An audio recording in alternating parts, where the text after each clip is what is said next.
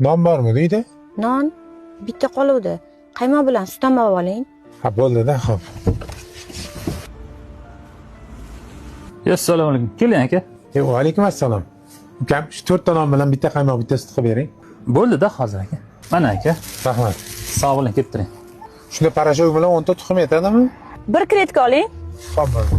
Aytgancha parashokni avtomatidan oling, ruchnoydan olib o'tirmang yana. Xo'p.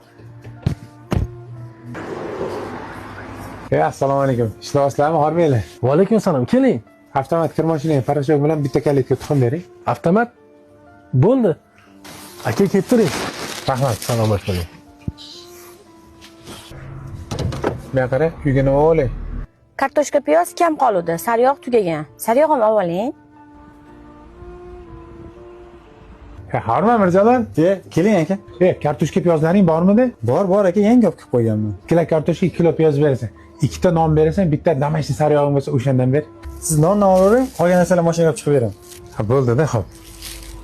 Aytgan narsalaringni olib oldim. Oldin hech e'tibor bermagan ekanman.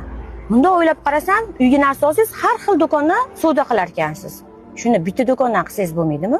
Shuncha paytdan beri yashab, endi e'tibor qilyapsanmi? Bunaqa qilishimiz sababi dadam yoshligimda aytgan gaplari bor.